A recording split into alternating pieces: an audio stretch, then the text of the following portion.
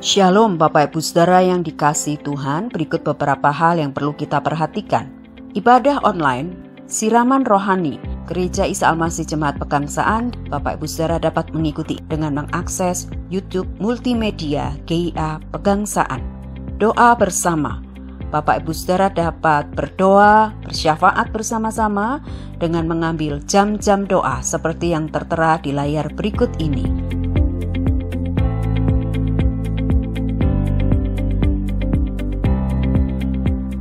Persembahan rutin dapat Bapak Ibu Saudara transfer ke rekening gereja seperti yang tertera di layar berikut ini. Demikian juga dengan persembahan misi dan juga persembahan genta.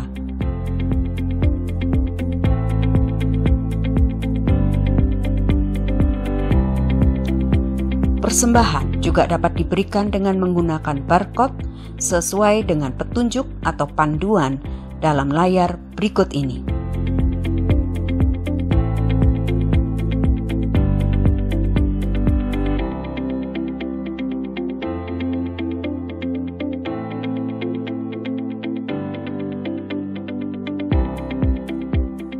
Ibadah online untuk adik-adik sekolah minggu dapat diikuti pada setiap hari Minggu pukul 9:30 pagi. Kiranya Bapak Ibu Saudara boleh mendampingi putra-putri Bapak Ibu dalam ibadah sekolah minggu ini. Demikian pengumuman yang perlu kita perhatikan. Tuhan Yesus memberkati kita semua.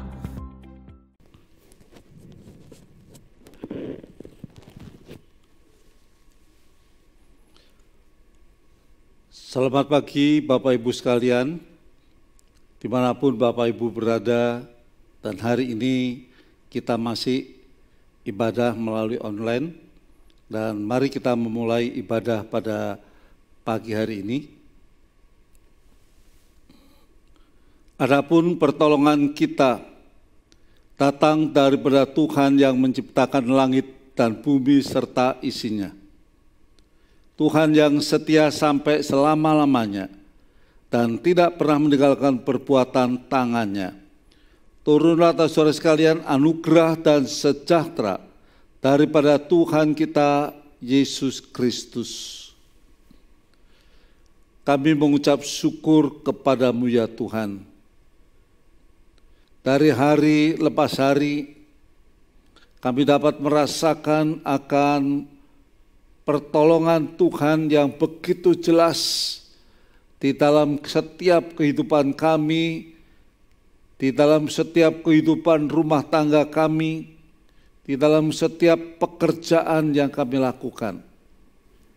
Dan kalau hari ini kami masih dapat mengikuti akan ibadah ini juga karena kemurahan Tuhan.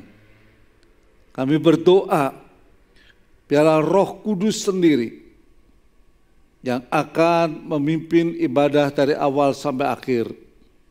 Dan Roh Kudus sendiri yang akan menerangi hati dan pikiran kami.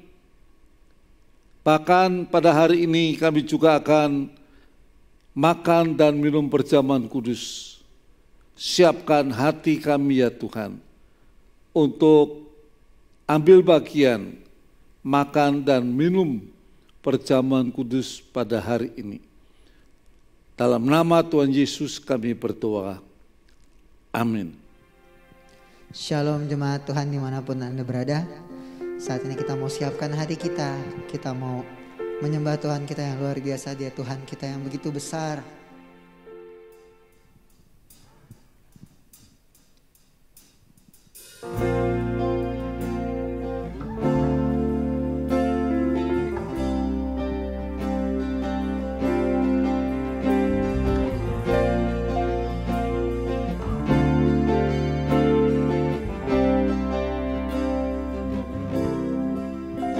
You give life, you are love, you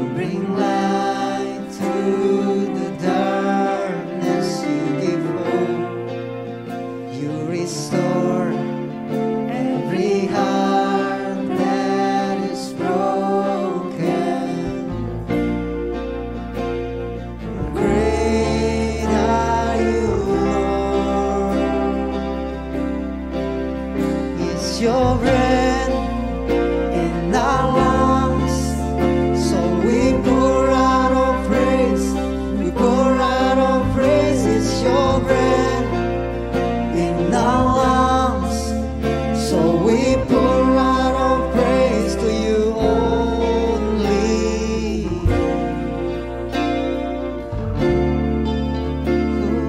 Oh, great are you, Lord. In life, you are love. You bring light to the darkness. You give hope. You restore every heart that is broken. Bersama katakan, great are you, Lord. It's your breath in our lungs. So we pour out our praise. We pour out our praise. It's your breath in our lungs. So we pour out our praise to you. It's your breath in our lungs. So we pour out our praise.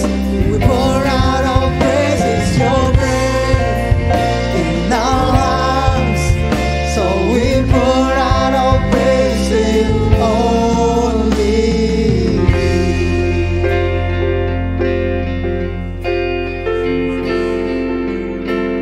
We praise you only.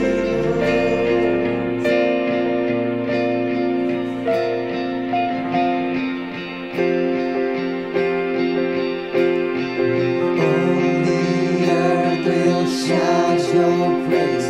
Our hearts will cry, its bones will sing. Great are you, Lord. The earth will shout your praise. Our hearts will cry, its bones will sing. Great are you, Lord. All the earth will shout your praise. Our hearts will cry, its bones will sing. Great are you, Lord. Sing all the earth will shout your praise. Our hearts will cry, its bones will sing. Great are you, Lord. It's your breath in our lungs. So we pour out our praise. We pour out our praise. It's your breath in our lungs. So we pour out our praise to you. It's your breath in our lungs. So we pour out our praise. We pour out our praise. It's your breath in our lungs. So we pour out our praise to you only.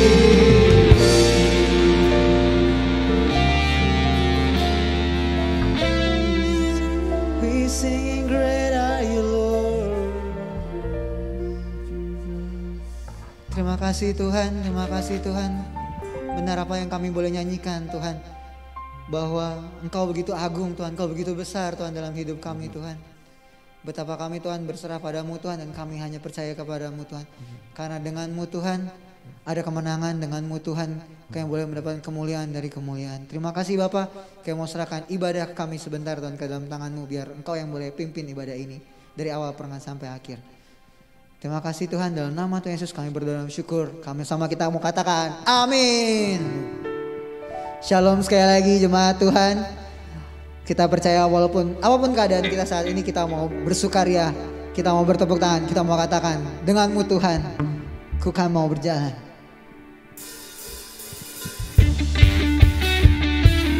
Mari semua kita mau sama-sama bertepuk tangan.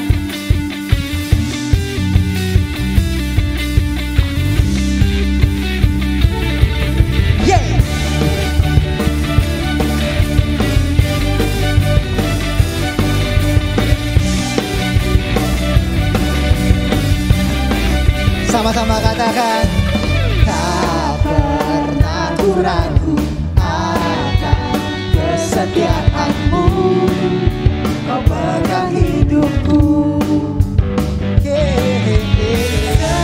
Sepenuh jiwaku ku yakin dan percaya, kau tuntun langkahku. Yesus, Kaulah Raja dalam hidupku, berkuasa berjaya untuk selamanya. Hanya Kau Tuhan, sumber kekuatan, kuasa-Mu tercurah bagiku senantiasa. Denganmu Tuhan, ku kan berjalan dari kemuliaan sampai kemuliaan selamanya.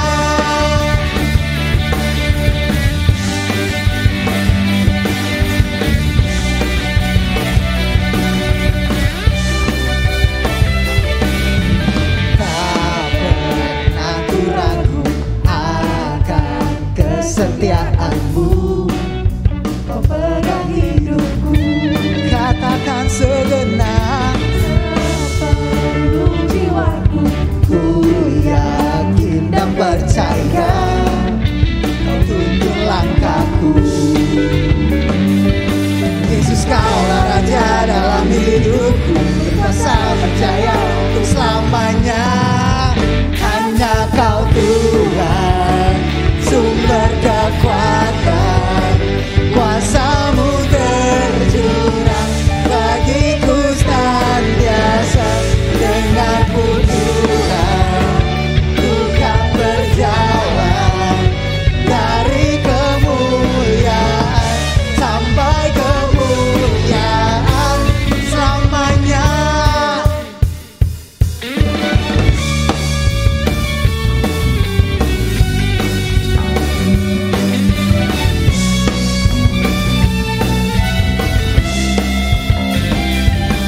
Yesus, Kaulah Raja dalam hidupku, berkuasa berjaya untuk selamanya. Yesus, Kaulah Raja dalam hidupku, berkuasa. Katakan sekali lagi, Yesus, Kaulah Raja dalam hidupku, berkuasa berjaya untuk selamanya. Hanya Kau Tuhan, sumber kekuatan, kuasa-Mu tercurah bagiku senantiasa. Denganmu Tuhan, ku kan berjalan dari kemuliaan sampai kemuliaan selamanya.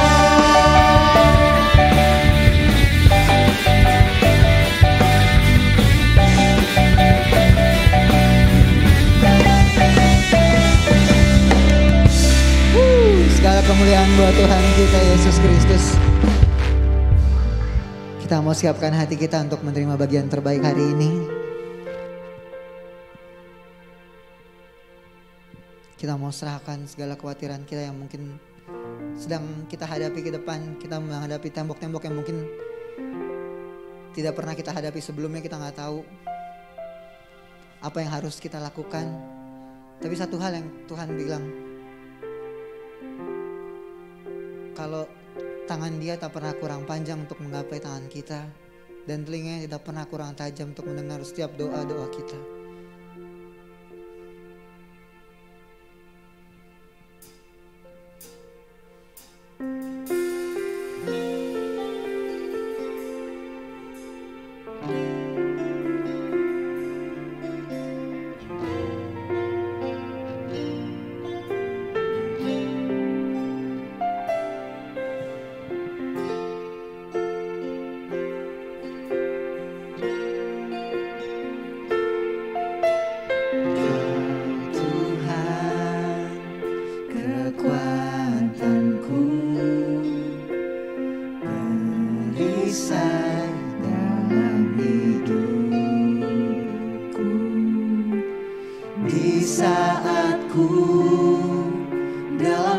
kesesakan, Kau selalu beriku kelegaan.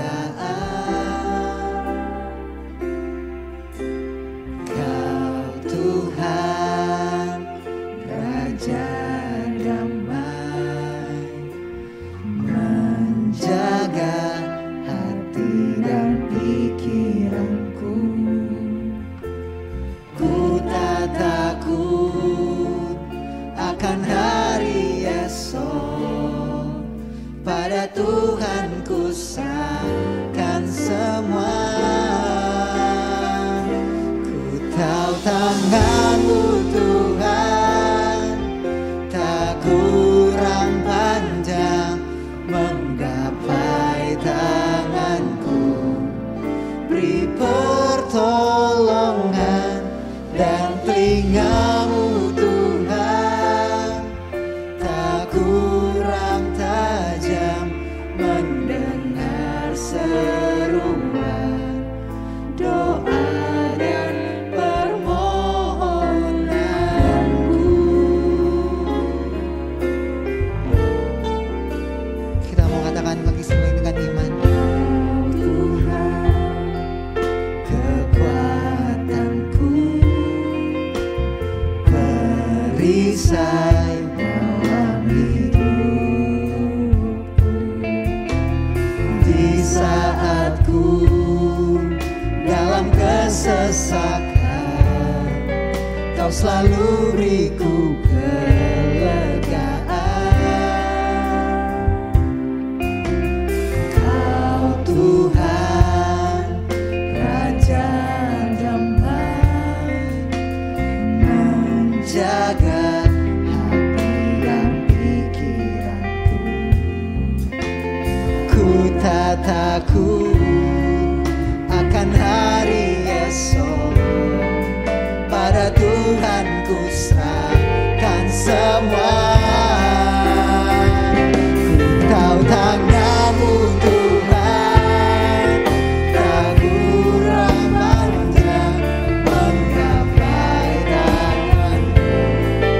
Beri pertolongan dan telinga-Mu Tuhan tak kurang tajam mendengar seruan doa dan permohonanku. Mari sembah Dia saudara. Dia Allah yang begitu baik.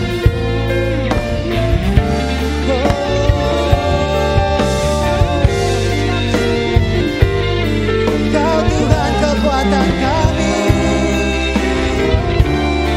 Katakan dengan iman-Mu. Ku tahu tangan-Mu Tuhan tak kurang panjang menggapai tanganku. Beri pertolongan dan telinga-Mu Tuhan tak kurang tajam mendengar seruan doa dan permohonanku.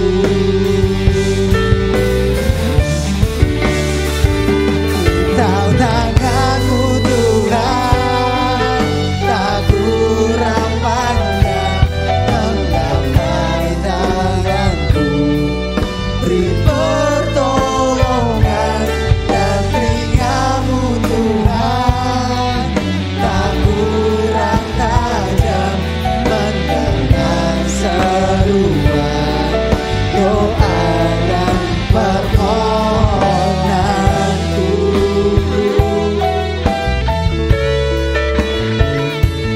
Mendengar seruan doa dan permohonanku. Mari kita berdoa Bapak Ibu Saudara sekalian. Tuhan Yesus, kami bersyukur dan berterima kasih kepadamu. Pagi hari ini kami boleh bertemu dengan saudara-saudara kami seiman Tuhan, walaupun melalui online. Kami berdoa supaya Tuhan sendiri akan menguasai hati setiap kami Tuhan. Dan jika sebentar lagi kami hendak mendengarkan sebagian dari firman-Mu, kami berdoa supaya Tuhan sendiri mengurapi kami yang berbicara, maupun kami akan melihat dan mendengar Tuhan. Supaya setiap apa yang disampaikan oleh hamba-Mu sungguh berasal dari Engkau dan bukan dari persiapan seorang manusia. Berbicaralah Tuhan dan tolonglah hamba-Mu Tuhan supaya berbicara dengan jelas, dengan mudah dimengerti Tuhan, dengan bahasa yang sederhana, sehingga umat-Mu, jemaat-Mu Tuhan boleh dikuatkan, diteguhkan, dan ditegur Tuhan oleh firman-Mu Tuhan. Terima kasih Tuhan, berfirmanlah Tuhan karena kami siap untuk mendengar. Di dalam nama Tuhan Yesus kami berdoa. Amin. Shalom Bapak Ibu Saudara sekalian, selamat pagi. Kita bertemu kembali dalam ibadah di gereja kita walaupun masih dalam suasana online karena masalah COVID ini. Mari saya ajak kita semua sekarang sesuai dengan tema gereja kita untuk membuka Alkitab kita di dalam kitab Timotius, 1 Timotius pasal 4 ayat 11 sampai 14, 1 Timotius 4 ayat 11 sampai 14, dan kemudian dilanjutkan oleh 2 Timotius 1 ayat 5 sampai 8. 1 Timotius 4 ayat 11 sampai 14, kemudian 1 Timotius 1 ayat 5 sampai 8. Saya bacakan Bapak Ibu Saudara sekalian. 1 Timotius 4 ayat 11 sampai 14 berbunyi begini. Beritakanlah dan ajarkanlah semua itu. Saya kasih merah yang penting-pentingnya ya Bapak Ibu Saudara sekalian. Jangan seorang pun menganggap engkau rendah karena engkau muda. Jadilah teladan bagi orang-orang percaya dalam perkataanmu, dalam tingkah lakumu, dalam kasihmu, dalam kesetiaanmu, dan dalam kesucianmu. Sementara itu sampai aku datang, bertekunlah dalam membaca kitab-kitab suci, dalam membangun dan dalam mengajar. Jangan lalai dalam mempergunakan karunia yang ada padamu, yang telah diberikan kepadamu oleh nubuat dan dengan penumpangan tangan sidang panatua. Kemudian di 2 Timotius 1 ayat 58 berbunyi seperti ini. Sebab aku teringat akan imanmu yang tulus ikhlas, yaitu iman yang pertama-tama hidup di dalam nenekmu Lois dan di dalam ibumu Yunike, dan yang aku yakin hidup juga di dalam dirimu. Karena itulah ku peringatkan engkau untuk mengobarkan karunia Allah yang ada padamu oleh penumpangan tanganku atasmu. Sebab Allah memberikan kepada kita bukan roh ketakutan, melainkan roh yang membangkitkan kekuatan, kasih, dan ketertiban. Jadi janganlah malu bersaksi tentang Tuhan kita, dan janganlah malu karena aku seorang hukuman, karena dia melainkan ikutlah menderita bagi Injilnya oleh kekuatan Allah.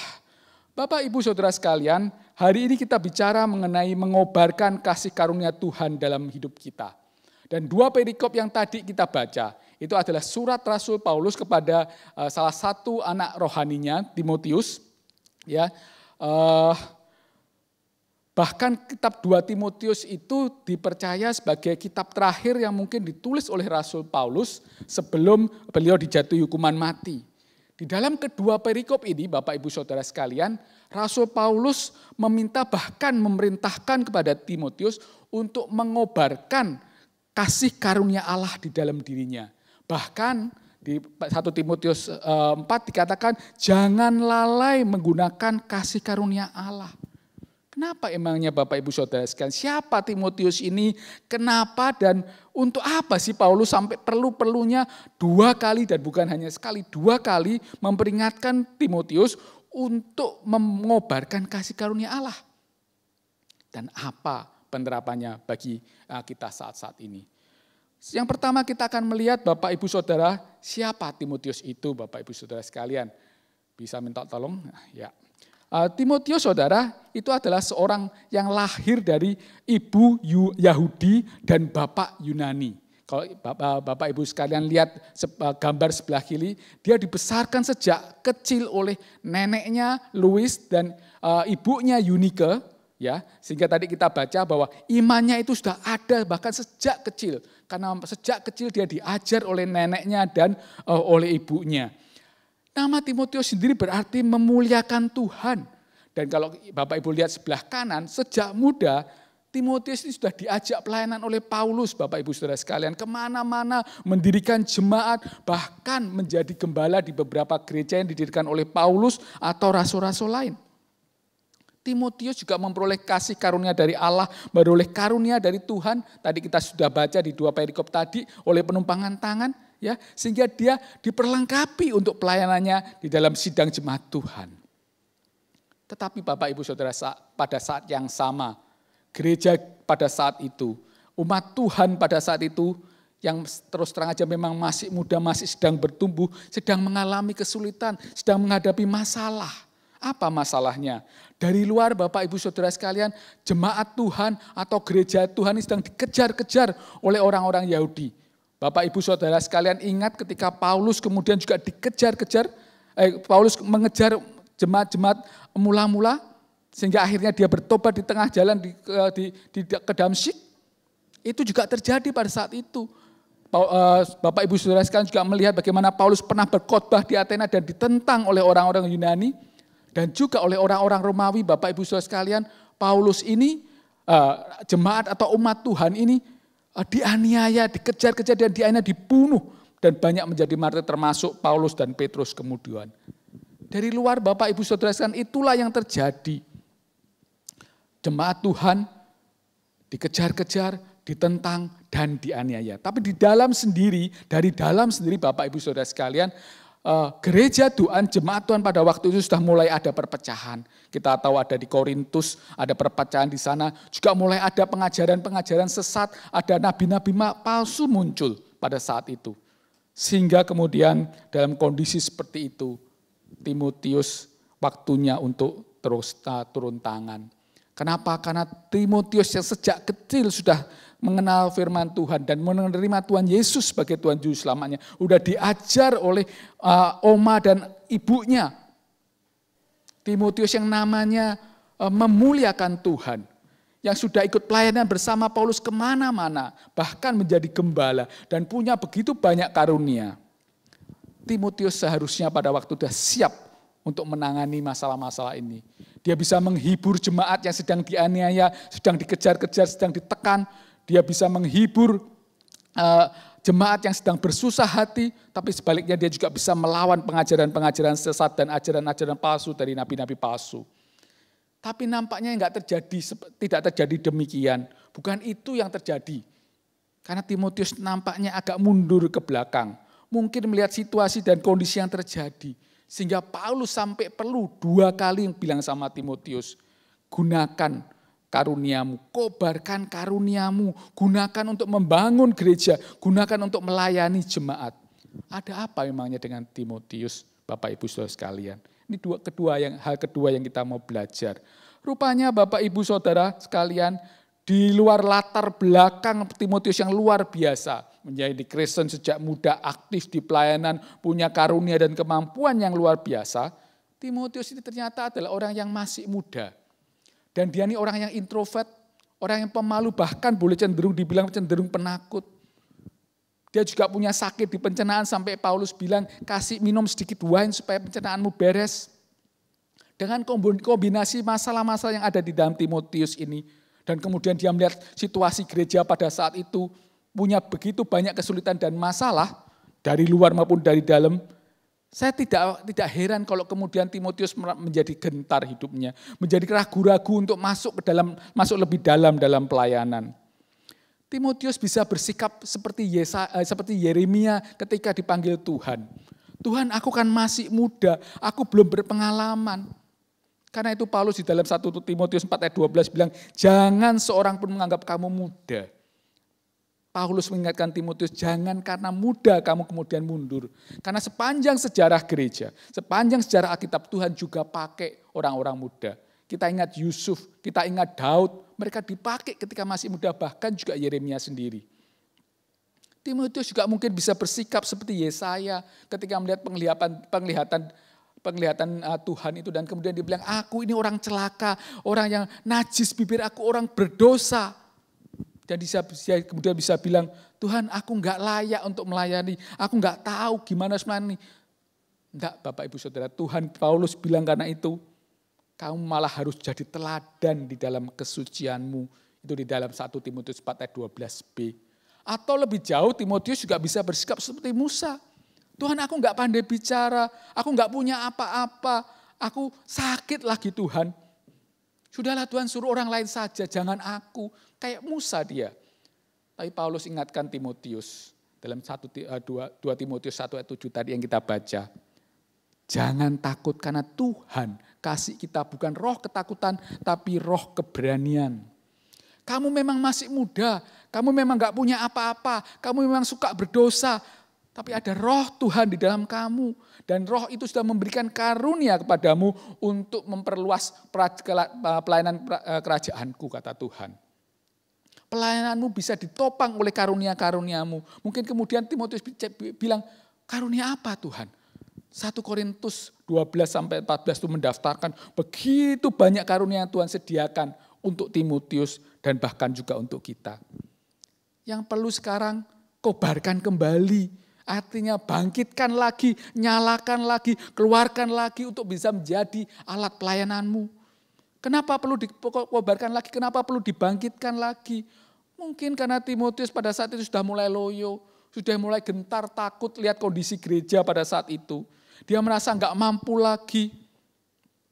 Atau dia mulai merasa, kalau kayak gini lebih baik aku biasa-biasa aja lah, nggak usah terlalu menggebu-gebu dalam pelayanan lah. Cukup yang apa adanya yang aku bisa aja lah, nggak mau terlibat lebih dalam lagi. Atau mungkin juga dia lupa bahwa dia itu sudah dikasih karunia oleh Tuhan. Dikasihkan berkat begitu banyak untuk Tuhan untuk melayani. Atau sebagai seorang introvert. Karena terlalu banyak mikir, orang introvert itu banyak mikir. Dengan lihat lingkungan dan situasi seperti itu. Dan kemudian melihat dirinya sendiri. Tiba-tiba si Timotius ini patah semangat, putus asa, down. Dan gak mau dan gak berani maju lagi. Karena itu Paulus perlu mendorong dia, perlu memerintahkan dia, perlu memperingatkan dia, dikatakan di dalam 2 Timotius 4 itu. Kobarkan, jangan lalai gunakan anugerah atau karunia yang Tuhan berikan pada kamu. Apa aplikasinya buat kita Bapak Ibu Saudara sekalian? Kondisi yang kita alami saat ini juga mirip-mirip seperti itu. Walaupun dengan konteks yang berbeda. Kalau Timotius konteksnya adalah gereja. Saat ini konteksnya kita bukan hanya gereja, bahkan mungkin mengenai bangsa, mengenai negara, dan bahkan mengenai dunia ini. Di luar kita melihat COVID itu masih ada dan bahkan makin lama makin memuncak. Di Indonesia juga makin lama makin memuncak. Di beberapa negara lain Eropa misalnya sudah mulai ada gelombang kedua. Dulu untuk mencapai 1 juta kasus perlu waktu berbulan-bulan, berminggu-minggu, sekarang dalam waktu 3-4 hari kasusnya nambah 1 juta. Kita juga dengar kemarin beberapa waktu ini Presiden Amerika Trump saja kena COVID beserta First Lady-nya. Bahkan beberapa pejabat di Indonesia ini juga kena COVID dan bahkan banyak yang meninggal. Akibatnya Bapak Ibu Saudara sekalian selain di sektor kesehatan, di sektor ekonomi, dunia dan juga Indonesia ini ekonominya hancur, menukik tajam. Ini saya perlihatkan gambarnya Bapak Ibu Saudara sekalian. Tolong bisa dilihatkan. Nah ini yang sebelah kiri itu Kementerian Keuangan dan Bank Dunia sudah satu suara. Bahwa tahun ini ekonomi Indonesia ini akan minus. Jadi bukan hanya resesi karena resesi itu cuma 2 kuartal. Tapi ini bahkan sampai akhir tahun sepanjang tahun ini Indonesia akan minus. Dan kalau minus, ini yang sebelah kanan, ngerinya imbas resesi, dikatakan di sana, nih pengangguran dan kemiskinan akan melonjak tajam. Akan banyak PHK, akan banyak orang-orang nganggur, bahkan diperkirakan akan ada tambahan sekitar 5 juta pengangguran di Indonesia ini. Dan akibatnya apa Bapak Ibu Saudara sekalian? Akan banyak orang susah. Yang di sebelah kiri sana itu ada cerita beberapa waktu yang lalu kalau nggak salah di Semarang kalau nggak salah ini. Ada satu pengendara Gojek dipesan orang ya 14 porsi ayam geprek, ternyata sampai ke rumah kosong dan dia harus nombok ratusan ribu rupiah, nggak punya duit sampai dia nangis, dia nggak tahu dari mana dia harus dapat duit. Pada sehari-hari dia paling dapat cuma 60 ribu, 70 ribu, hari itu dia kena 200 ribu lebih. Puji Tuhan akhirnya pemerintah menolong dia, bahkan dari Gojek atau Grab saya lupa juga bantu dia. Yang sebelah kanan lebih ngenes lagi kalau saya perhatikan. Ini ada satu penjual bakso, saking gak lakunya dia makan sendiri karena gak laku. Dan orang-orang susah seperti ini Bapak Ibu Saudara sekalian akan semakin banyak di negeri kita ini, di bangsa kita ini. Ya, gereja juga seperti gereja kita gak bisa tatap muka, hanya bisa online. Ya, akibatnya pertumbuhan iman atau pembinaan iman jemaat juga akan sedikit terganggu. Pada saat seperti inilah Bapak Ibu Saudara sekalian seharusnya gereja, umat Tuhan bangkit. Terpanggil kembali untuk melayani Tuhan, untuk mengobarkan kasih karunia-Nya yang sudah diberikan Tuhan kepada kita dan melayani Tuhan serta melayani sesama kita. Tetapi sama seperti Timotius, Bapak Ibu Saudara sekalian, bukankah kita juga sering punya banyak alasan untuk mengelak dari tanggung jawab itu, untuk mengelak dari pelayanan itu? Aku ini orang biasa-biasa aja. Aku enggak punya apa-apa. Enggak punya kemampuan. Aku ini masih bergumul dalam dosa, enggak layak kayak Timotius kan. Aku mungkin juga lagi susah, gimana mau nolong orang, gimana mau jadi mengobarkan kasih karunia. Aku sendiri aja sedang susah. Dan banyak lagi alasan-alasan yang kita bisa pakai. Listnya itu bisa panjang kalau kita mau mencoba mengelak dari Tuhan. Nanti saya akan cerita satu orang. Ya. Tapi sama seperti Timotius, kita tahu bahwa alasan-alasan itu gak masuk bagi Tuhan. Salah satunya kenapa? Karena Tuhan sekali lagi sudah kasih karunia kepada kita. Dia menganugerahkan karunia kepada kita. Mungkin kalau kita mikir atau membayangkan karunia itu kita pikirannya karunia yang luar biasa. Kayak apa? Mujizat, doain orang sembuh, orang mati bangkit. Kita bernubuat, berbahasa roh atau yang lain-lain. Bapak, Ibu, Saudara sekalian, karunia-karunia tidak seperti itu, tidak harus seperti itu. Yang harus ditumpangi tangan, persis kayak kata-kata yang di Timotius tadi, ditumpangi tangan oleh Paulus atau sidang Pinatua. Loh, kalau kita nunggu penumpangan tangan, berapa pendeta yang harus kita minta untuk tumpang tangan kita? Gak cukup pendeta di dunia ini. Ya Bapak, Ibu, Saudara sekalian, yang kita perlu sekarang adalah kita tahu bahwa ada begitu banyak karunia yang Tuhan kasih ke kita. Kita bisa berdoa itu karunia. Kita bisa menghibur orang itu karunia. Kita bisa mendengarkan keluh kesah orang itu karunia. Kita bisa memperhatikan orang itu kasih karunia. Kita bisa membagikan apa yang kita miliki. Itu juga kasih karunia yang Tuhan kasih ke kita. Banyak karunia sederhana yang Tuhan kasih ke kita. Yang kita perlu sekarang adalah, Bapak Ibu Saudara sekalian, kita mau serahkan karunia itu pada Tuhan. Minta Tuhan yang make. Dan kalau Tuhan pakai, karunia itu jadi berguna. Ada seorang perempuan yang namanya Jennifer. Pada suatu hari dia membaca berita-berita dan di sana dia merasa terpanggil. Karena dia membaca berita begitu banyak wanita sekarang depresi, ketergantungan sosial, dilecehkan. Begitu banyak masalah yang dihadapi oleh wanita. Dan tiba-tiba sepertinya di dalam hatinya Tuhan sedang berbicara sama dia. Ayo, kamu bisa melakukan sesuatu. Tapi ketika dia berpikir-pikir apa yang aku bisa lakukan sesuatu ya. Seperti Timotius, seperti yang tadi saya bilang, dia mulai berpikir, aku enggak bisa, aku enggak punya waktu, aku enggak punya kemampuan, aku enggak punya ini. Dia mulai bikin sebuah daftar. Daftar apa yang membuat dia tidak bisa melayani. Dan daftarnya itu ternyata panjang sekali seperti yang tadi saya bilang. Selesai dia bikin daftar, tiba-tiba dia ingat, oh iya, aku harus jemput anakku. Dan waktu itu di belahan bumi utara sana sedang musim dingin, karena itu dia ambil mantel yang tebal dan kemudian mengambil sarung tangan. Ketika kemudian dia masukin tangannya ke sarung tangan, tiba-tiba seperti Tuhan berbicara. Nah, sarung tangan tadi nggak berguna ketika masih ada di meja. Tapi begitu tanganmu masuk, sarung tangan itu jadi berguna karena kemudian menghangatkan tanganmu dan kamu bisa pakai untuk nyetir, untuk menjemput anakmu. Tiba-tiba dia diingatkan Tuhan bahwa tidak perlu dia itu mempermasalahkan atau ngelis daftar apa saja menjadi alasan dia untuk tidak melayani Tuhan. Karena yang penting buat dia, kalau dia serahkan dirinya kepada Tuhan, maka Tuhanlah persis kayak tadi tangan masuk ke sarung tangan, maka Tuhanlah yang akan memakai dia dengan karunia-karunia yang Tuhan berikan tadi. Dengan dasar itu kemudian dia mulailah melayani orang-orang yang wanita-wanita yang susah tadi. Salah seorang anak perempuan daripada Dave Brennan, salah satu pengarang Audelibet atau santapan rohani bernama Melissa Brennan, meninggal karena kecelakaan pada umur 17 tahun Bapak Ibu Saudara sekalian. Di dalam ketika kemudian di pemakaman ada salah satu teman baiknya sahabatnya datang.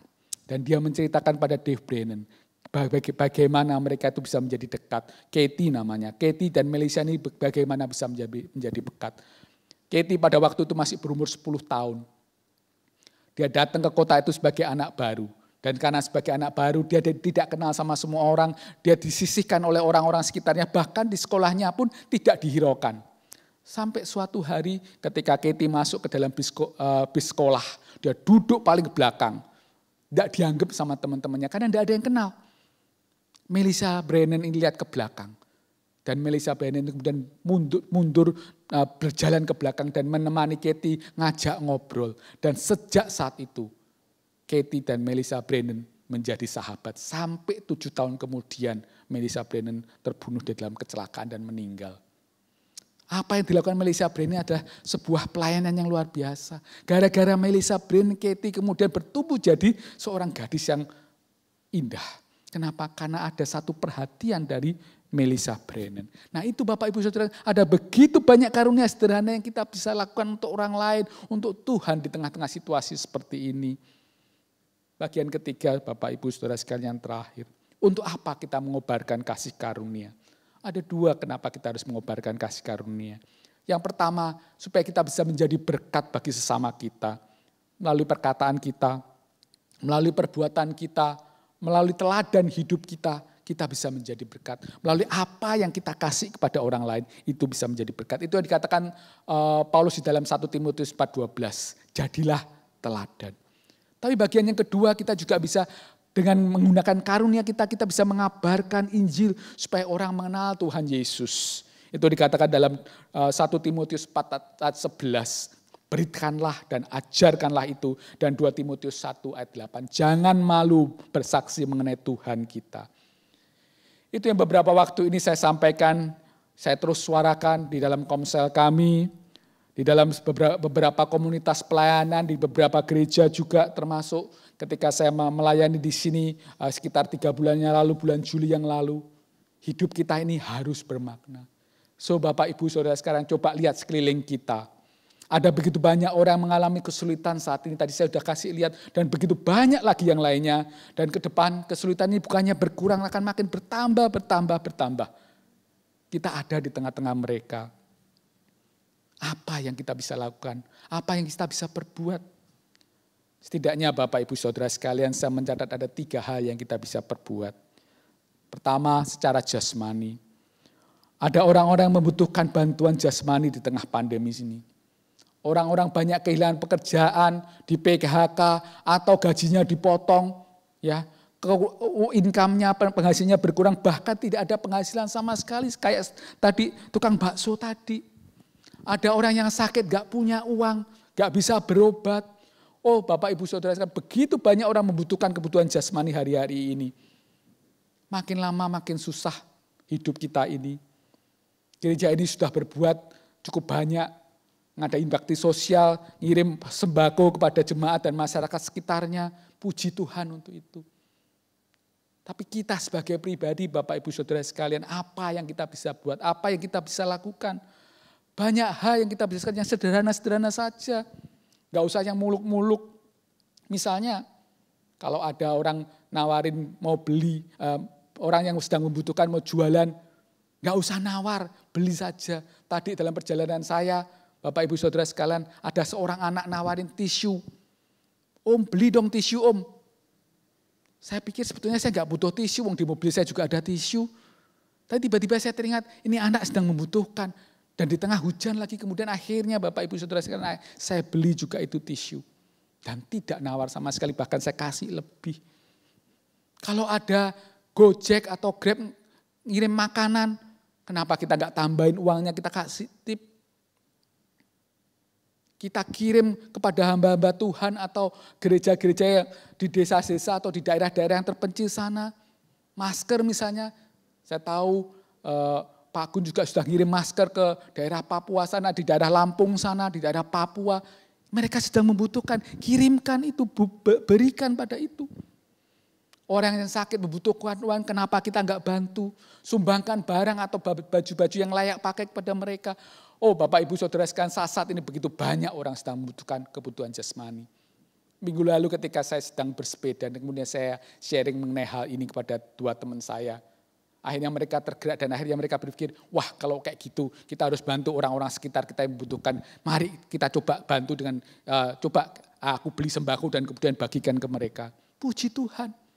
Itu satu yang kita bisa lakukan, jasmani. Yang kedua dari sisi mental Bapak Ibu Saudara sekalian. Pada saat seperti ini begitu banyak orang sedang hidup di dalam ketakutan, hidup dalam kekhawatiran, bahkan stres, depresi. Di tengah-tengah COVID ini ada orang yang begitu ketakutan mengenai COVID. Bahkan ada yang sampai gak mau mendengarkan berita mengenai COVID, gak mau lihat TV kalau ada berita mengenai COVID. Bahkan ada orang-orang begitu ketakutannya, sampai melakukan tes, namanya rapid test, swab antigen, namanya serologi, bahkan sampai swab berkali-kali karena takut dia kena Ada orang-orang begitu begitu stres, begitu khawatir. Kenapa? Karena ada orang-orang terdekatnya, ada keluarganya yang kena COVID atau penyakit lainnya. Ada orang-orang yang bingung dengan masa depannya karena melihat ekonomi semakin memburuk dan dia nggak tahu kira-kira tahun depan kayak apa, ya nggak tahu. Orang-orang seperti ini Bapak Ibu Saudara hidup di dalam sebuah ketegangan hidup, di dalam ketakutan, stres, dan bahkan mungkin nggak bisa tidur. Terhadap orang-orang seperti ini apa yang kita bisa lakukan? Sederhana, sebuah perhatian yang tulus, kasih telepon, kirim SMS atau WA, menyapa dia, halo, apa yang saya bisa bantu, ayat-ayat atau renungan yang kita kirimkan, itu akan menjadi sangat membantu Bapak Ibu Saudara sekalian. Bahkan mendoakan mereka itu menjadi sangat berarti. Beberapa waktu ini selama COVID ini Bapak Ibu Saudara sekalian, saya banyak mendoakan orang-orang hanya melalui pertelepon. Saya telepon mereka dan saya tanya, lagi apa? Oh, dia lagi punya masalah, kemudian saya doakan dan mereka merasa terhibur. Ya. Kenapa? Karena mereka tahu ada orang-orang yang mendukungnya. Beberapa waktu yang lalu Sidney Muhede ada berkhotbah mengenai anchor faith, mengenai jangkar iman. Di salah satu bagiannya dia bilang, kalau ada yang namanya kapal itu sedang diterpa oleh badai, maka kapal itu harus menurunkan yang namanya jangkar. Dan semakin besar badainya, jangkarnya itu harus dikasih tali yang jauh lebih panjang. Supaya jangkar itu bisa masuk semakin dalam, sehingga kemudian kapalnya itu tidak terombang-ambing oleh badai. Dan tali yang panjang itu semakin berat atau semakin besar badainya, tali yang panjang itu harus lebih kuat dan lebih terulir, lebih terikat satu sama lain. Lebih kuat, lebih kencang, lebih tebal. Karena dia harus menahan perahu itu terhadap badai yang besar. Dan dia bilang, tali itu adalah komunitas. Tali itu adalah perhatian daripada orang-orang sekitarnya. Tali itu adalah saudara-saudara seiman yang mendukung orang-orang yang sedang bermasalah. Itulah peran kita Bapak Ibu Saudara sekalian. Ya, bagaimana kita sebagai saudara seiman, bagaimana kita sebagai orang-orang percaya ini mendukung orang-orang dalam kesulitan. Karena itu komsel-komsel ini sebetulnya sangat perlu sekali. Saya nggak tahu apakah di tengah COVID ini komsel kita masih berjalan atau tidak. Tapi setidaknya kita bisa menghidupkan kembali persahabatan atau persaudaraan kita melalui komunitas-komunitas ini. Mendukung orang-orang sedang dalam masalah.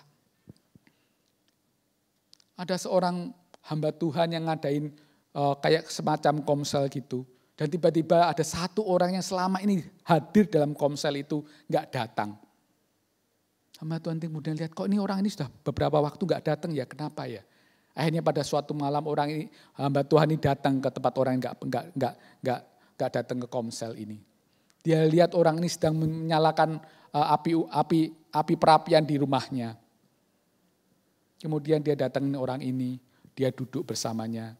Kemudian dia kasih lempar kayu ke perapian, kemudian duduk lagi, diem, nggak ngapa-ngapain. Selama beberapa waktu, bahkan mungkin lebih dari 1 jam, orang ini hanya duduk bersama orang yang tidak datang komsel ini.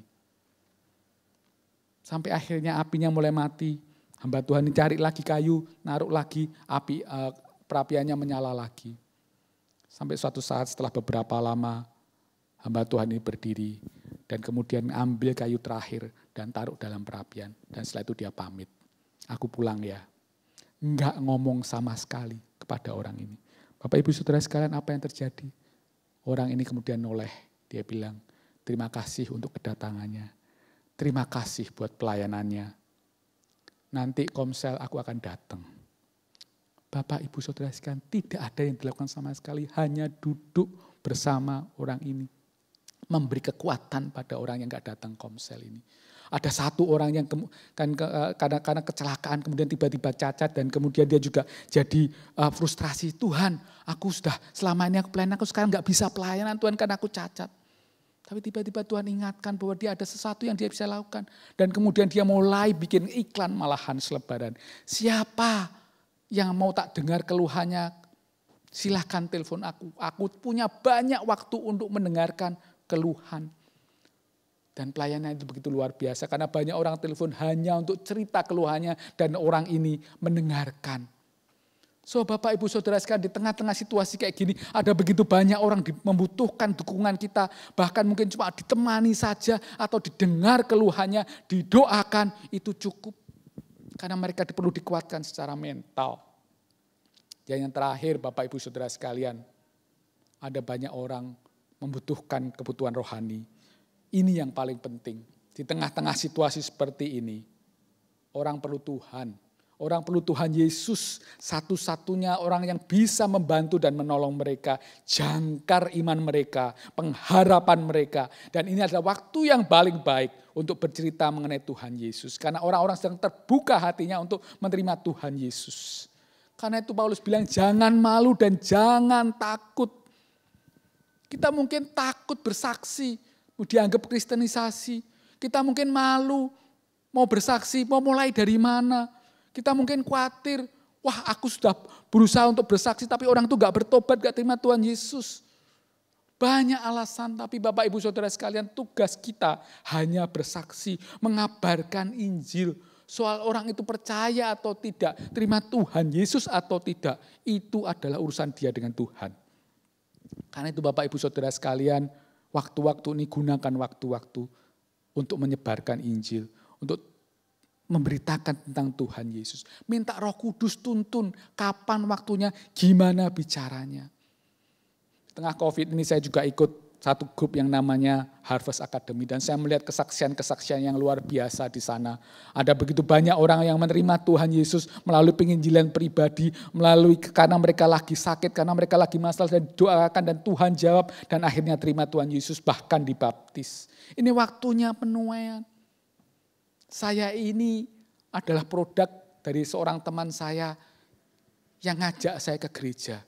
Saya bukan orang Kristen dulunya, tetapi karena ada satu orang yang dengan setia tiap minggu bilang sama saya, ayo ke gereja. Akhirnya saya ke gereja dan terima Tuhan Yesus di sana. Mungkin ajakan-ajakan seperti itu kita perlukan hari-hari ini. Ayo dengerin firman Tuhan. Kirim renungan, ini loh ayat yang bagus buat kamu, ini renungan bagus, ini khotbah yang bagus buat kamu. Pada saat-saat seperti itu siapa tahu orang itu terima Tuhan Yesus. So Bapak Ibu Saudara sekalian, kalau saya boleh rangkum, apa yang kita bisa lakukan hari-hari ini? Kita bisa menolong orang-orang secara jasmani. Kita bisa menolong orang dalam sisi mentalnya. Dan kita bisa menolong orang untuk menerima Tuhan Yesus sebagai Tuhan dan Juru Selamanya. So dalam situasi-situasi dan kondisi seperti ini, ada begitu banyak hal yang kita bisa lakukan. Coba teliti karunia apa yang kita punya. Sekali lagi gak perlu karunia yang begitu luar biasanya. Seperti berdoa menyembuhkan orang, bernubuat, berbahasa roh atau yang lain-lain. Tapi karunia yang sederhana, yang kecil-kecil saja. Yang sederhana saja, coba teliti. Kalau kita bisa memberikan bantuan, segera kasih dan jangan tunda-tunda. Itu yang dikatakan oleh istri saya. Kalau kita mau bantu, jangan tunda-tunda, cepat bantu. Kalau kita bisa berdoa, segera hubungin orang dan doakan orang. Kalau kita bisa punya waktu untuk mendengarkan keluh kesah seorang, dengarkan keluh kesah seorang. Kalau kita punya waktu untuk temani orang itu. Kalau kita bisa kirim WA mengenai renungan ayat-ayat, doa, kirimkan. Kalau kita bisa memberikan nasihat, menguatkan, menghiburkan hati orang, segera lakukan. Dan kalau kita bisa bersaksi mengenai Tuhan Yesus, segera saksikan mengenai Tuhan Yesus.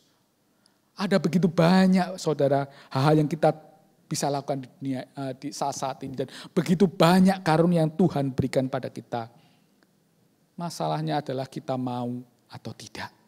Apakah kita mau menggunakan karunia itu? Apakah kita mau mengobarkan kembali kasih karunia itu untuk melayani Tuhan dan untuk melayani sesama sekitar kita yang saat ini sedang membutuhkan? Sekali lagi pertanyaan Bapak Ibu Saudara sekalian, maukah kita? Karena Tuhan sedang menanti jawaban kita. Saya akan tutup dengan sebuah cerita, setelah itu kita akan berdoa. Ada satu bos di Amerika sana yang ini seorang bos yang sedang punya produk baru, ya, dan dia perlu untuk memarketingnya, menjual ke sana sini ke kota-kota yang jauh di Amerika sana. Dan dia selalu bawa satu orang untuk ikut sama dia. Orang ini adalah orang Kristen yang sungguh-sungguh, Jadi setiap kali dia pergi, pokoknya setiap minggu, setiap pas Sabtu dia harus pulang karena minggunya dia akan ke gereja. Jadi bersama dengan anak buahnya ini, orang ini pergi kemana-mana ke seputaran di Amerika. Dan setiap minggu akhirnya dia pergi ke gereja. Sampai pada suatu waktu, anak muda yang bersama dengan dia ini bilang sama dia gini, Pak, kita ini kalau saya hitung-hitung ya Pak ya, kita ini sudah keliling dunia 3 kali loh Pak naik mobil. Oh ya? Saya enggak pernah tahu. Ya, saya udah lihat tuh kilometernya Pak.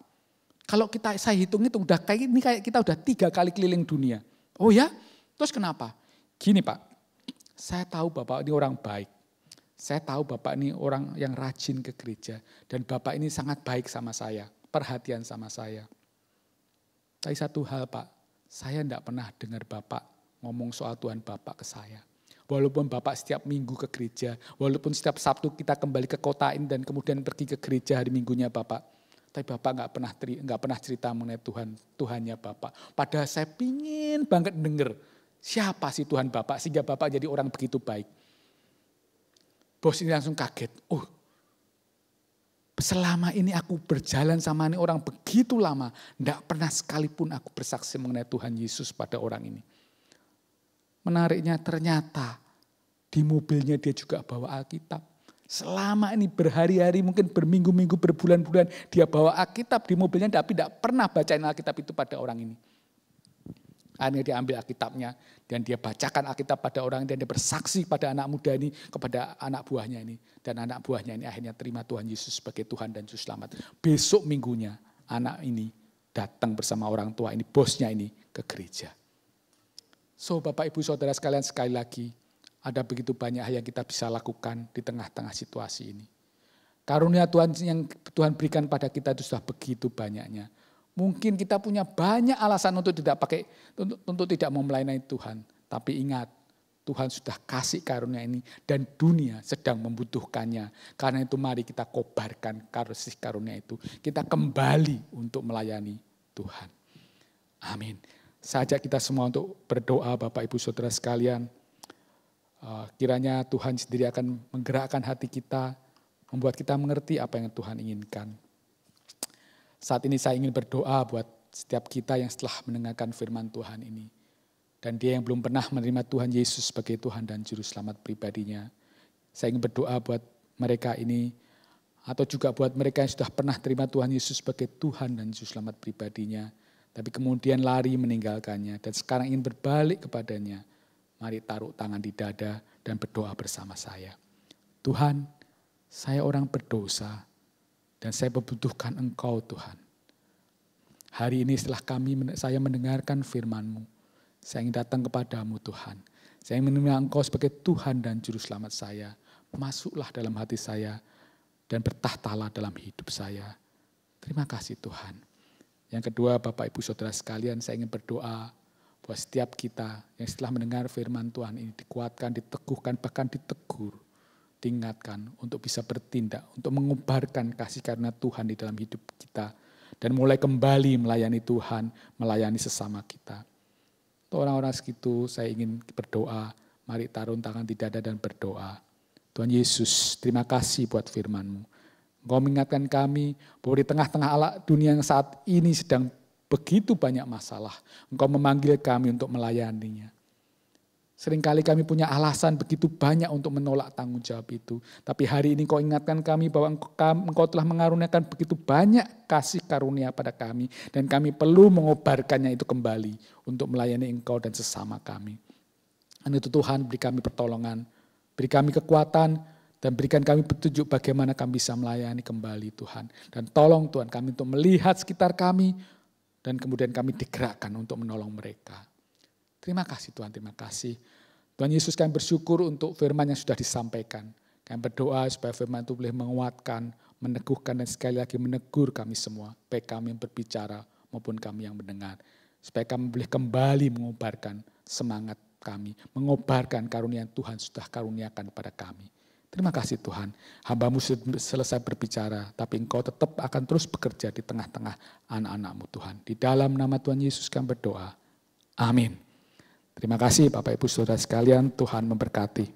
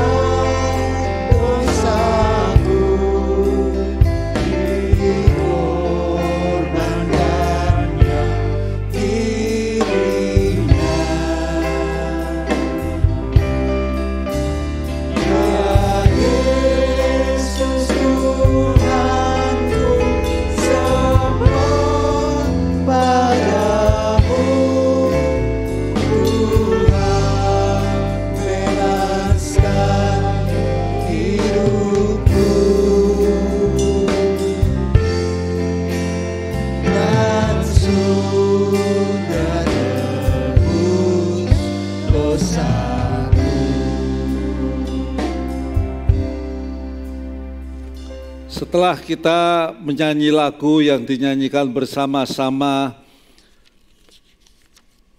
kita diingatkan bahwa darah Tuhan Yesus tertumpah karena dosa saudara dan saya. Dia telah dikorbankan dan dia mengorbankan dirinya untuk saudara dan saya sebagai orang-orang yang berdosa. Melalui pengorbanannya, kita dibebaskan dari cengkeraman dan belenggu dosa. Biarlah pada saat ini Bapak Ibu menyiapkan hati masing-masing sebelum Bapak Ibu makan dan minum perjamuan kudus. Baiklah kita berdoa bersama-sama. Kami menyadari Tuhan,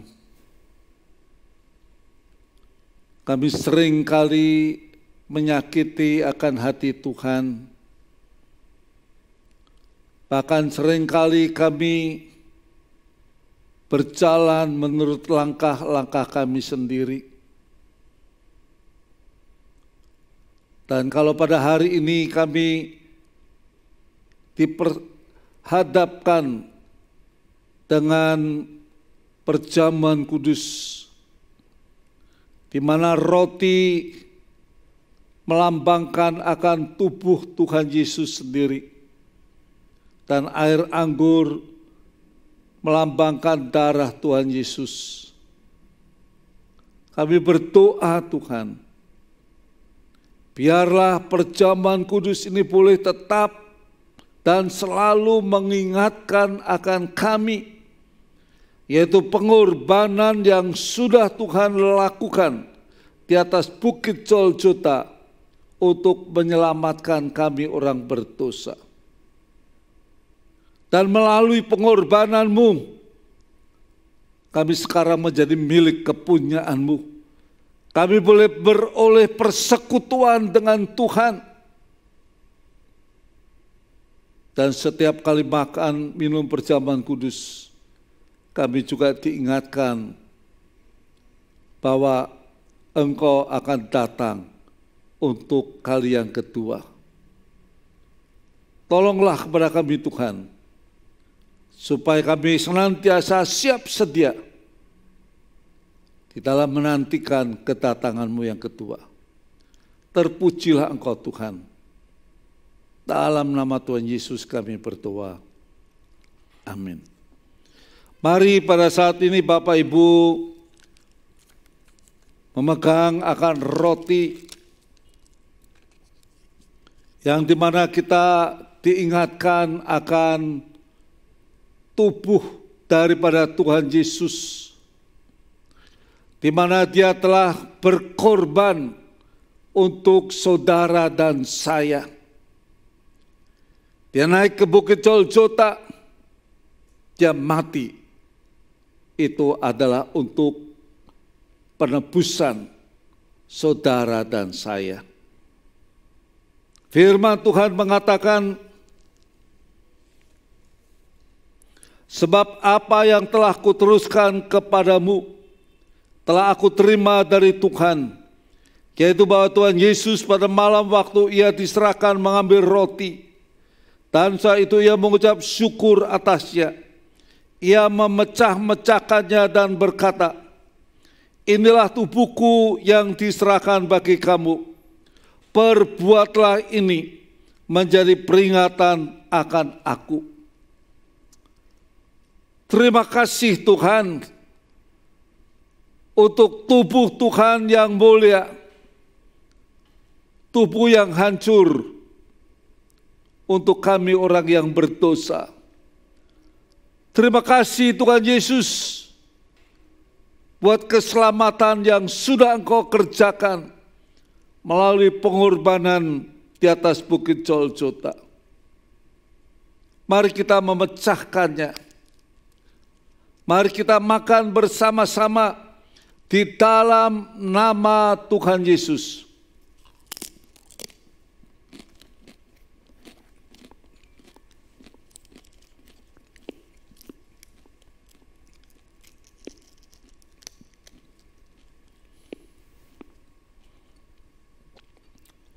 kita pegang cawan yang berisi air anggur.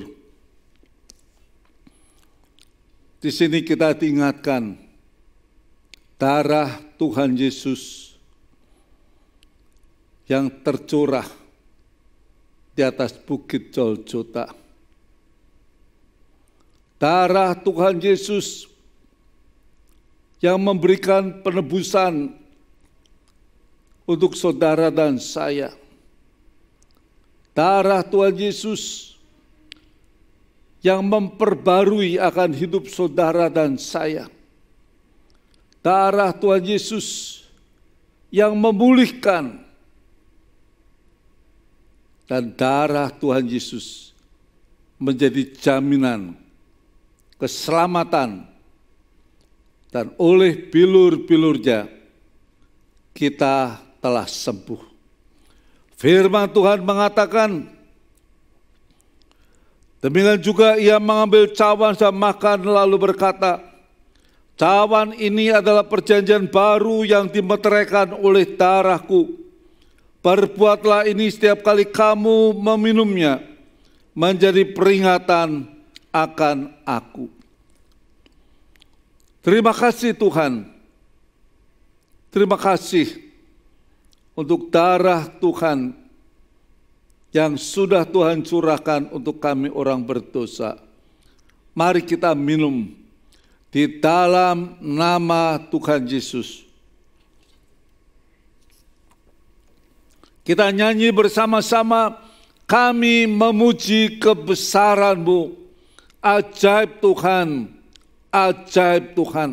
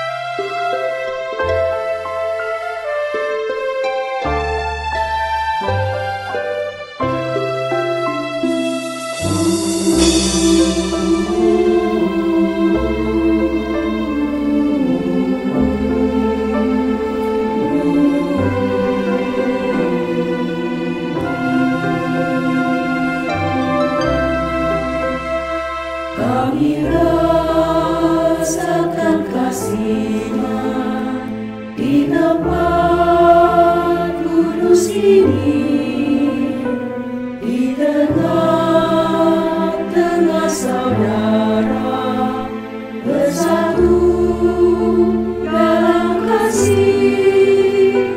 Biar persekutuan ini menjadi berkat selalu. Mari tunjukkan pada dunia kasih Allah besar. Kamilah gereja, umat pilihan, sedia memberitakan firman-Nya, bersatu hati dan tenaga, bersama saudara melayani di dalam nama-Nya.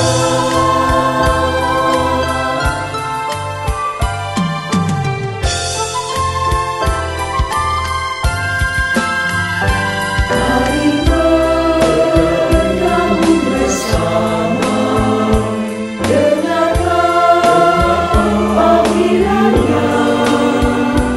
Mari bekerja bersama, lakukan amanat-Nya. Tuhan akan menjaga kita dan pimpinannya tetap selama kita melakukan semua perintah-Nya. Kitalah gereja, umat pilihan, sedia memberitakan firman-Nya, bersatu hati dan tenaga, bersama saudara melayani di dalam nama-Nya. Kitalah gereja, kan melayani Dia.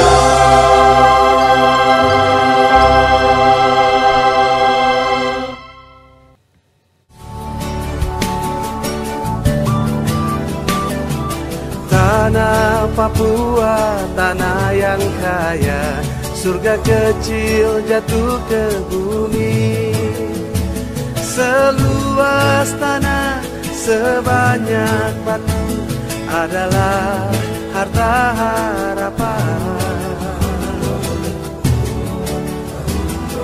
Hitam kulit, keriting rambut, aku Papua. Hitam kulit, keriting rambut, aku Papua. Biar nanti langit terbelah, aku Papua.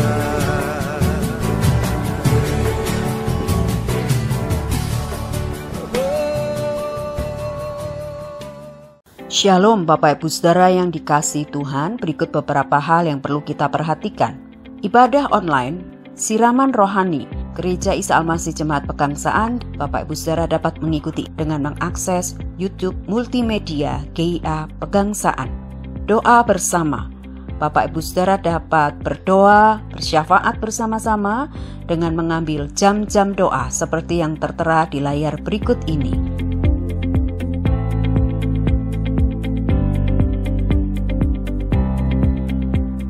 Persembahan rutin dapat Bapak Ibu Saudara transfer ke rekening gereja seperti yang tertera di layar berikut ini. Demikian juga dengan persembahan misi dan juga persembahan genta.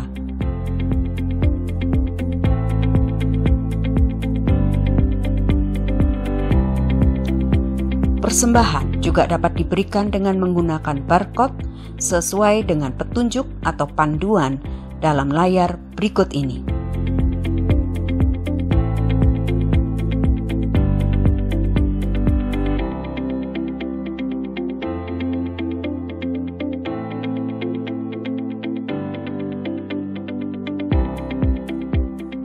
Ibadah online untuk adik-adik sekolah minggu dapat diikuti pada setiap hari Minggu pukul 9:30 pagi. Kiranya Bapak Ibu Saudara boleh mendampingi putra-putri Bapak Ibu dalam ibadah sekolah minggu ini. Demikian pengumuman yang perlu kita perhatikan. Tuhan Yesus memberkati kita semua. Mari kita bersama-sama untuk mengakhiri ibadah pada hari ini. Bapak Surgawi, pada saat ini kami berdoa untuk jemaat-Mu yang dalam kondisi sakit, dimanapun mereka berada, kami yakin Engkau melawat akan mereka. Karena firman-Mu mengatakan, Aku menyertai kamu senantiasa. Pada saat jemaat-Mu terbaring sakit karena COVID, pada saat jemaat-Mu terbaring karena usia lanjut, pada saat jemaat-Mu terbaring karena kondisi lemah tubuh, Engkau bersama-sama dengan mereka. Bahkan saat ini bila Engkau akan menjamah mereka, memberikan kekuatan, memberikan kesembuhan. Karena kami percaya oleh bilur-bilur Kristus, kesembuhan terjadi. Terima kasih Tuhan untuk lawatan-Mu pada saat ini. Kami berdoa juga untuk jemaat Tuhan di dalam usaha dan pekerjaan mereka masing-masing. Kalau pada saat ini terjadi penurunan ekonomi di mana-mana, dan ini juga terdampak bagi jemaat-Mu. Tetapi kami percaya bahwa Engkau tidak pernah meninggalkan jemaat-Mu. Engkau tetap menyertai di dalam usaha pekerjaannya. Engkau juga memberkati dengan berkat-berkat yang daripada Tuhan. Dan kami serahkan usaha pekerjaan jemaat-Mu ke dalam tangan-Mu. Kami juga berdoa Tuhan untuk anak-anak kami yang menghadapi akan ulangan-ulangan. Kami berdoa Tuhan, Engkau akan menolong mereka satu persatu, memberikan akal budi kepandaian, sehingga ulangan melalui online ini mereka juga berhasil, karena Tuhan menolong akan anak-anak kami. Kami berdoa Tuhan, kalau jemaat-Mu membawa persembahan, dipersembahkan untuk pekerjaan Tuhan, baik untuk pelayanan rutin dalam gereja-Mu tempat ini, maupun untuk pekerjaan Tuhan yang ada di Papua, misi karis yang ada di sana. Engkau berkati dengan berkat yang daripada Tuhan, sehingga setiap rupiah dapat kami pertanggungjawabkan di hadapan Tuhan dan juga di hadapan jemaat-Mu. Terpujilah Engkau Tuhan. Dan akhirnya kami berdoa untuk bangsa dan negara kami, yang pada saat ini sedang dilanda pandemi COVID-19, di mana bangsa Indonesia juga mengalami penurunan ekonomi. Kami berdoa Tuhan, Engkau berbelas kasihan kepada bangsa-Mu. Engkau memberikan kesanggupan pada pemimpin-pemimpin bangsa-Mu, mulai daripada Bapak Presiden Joko Widodo beserta dengan Wakil Presiden, Satuan Tugas Penanganan COVID-19, dan juga para medis, dokter, perawat, dan para medis lainnya. Engkau akan memakai mereka Tuhan di dalam mengatasi akan pandemi ini, khususnya akan pasien-pasien yang sakit. Tuhan, berbelas kasihan dan tolonglah pasien-pasien ini, supaya mereka juga mengalami kesembuhan yang daripada Tuhan. Kami juga mengucap syukur Tuhan buat vaksin yang sudah ditemukan dan akan segera diproduksi. Dan kalau Tuhan kehendaki pada bulan Desember sudah dapat dimulai, kami berdoa Tuhan, Engkau akan menolong. Sehingga melalui vaksin ini terjadi kesembuhan yang luar biasa bagi rakyat Indonesia. Terima kasih Tuhan untuk pertolongan-Mu. Dalam nama Tuhan Yesus, nama di atas segala nama kami berdoa. Saudara-saudaraku yang kasih, terimalah berkat Tuhan. Kasih dari Bapa Surgawi, anugerah di dalam Tuhan Yesus Kristus dan persekutuan Roh Kudus menyertai akan saudara-saudara sekalian, mulai saat ini sampai kedatangan Tuhan Yesus yang kedua kali, bahkan sampai selama-lamanya. Amin. Bapa, terima kasih.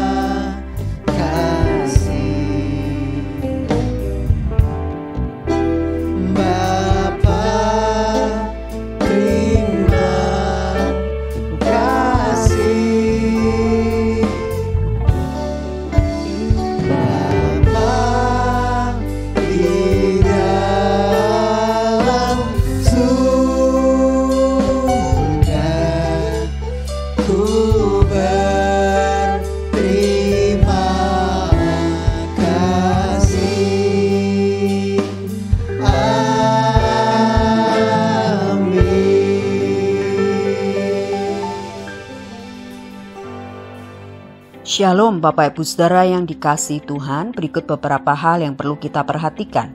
Ibadah online, siraman rohani, Gereja Isa Almasih Jemaat Pegangsaan, Bapak Ibu Saudara dapat mengikuti dengan mengakses YouTube multimedia GIA Pegangsaan. Doa bersama, Bapak Ibu Saudara dapat berdoa, bersyafaat bersama-sama dengan mengambil jam-jam doa seperti yang tertera di layar berikut ini.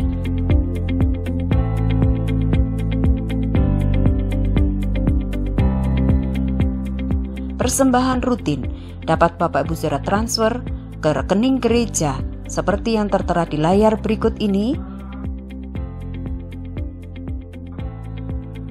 Demikian juga dengan persembahan misi dan juga persembahan genta.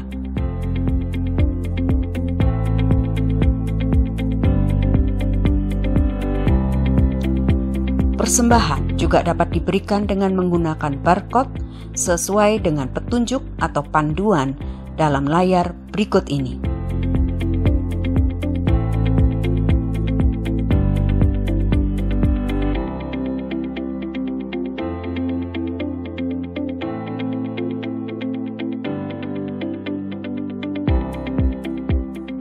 Ibadah online untuk adik-adik sekolah minggu dapat diikuti pada setiap hari Minggu pukul 9:30 pagi.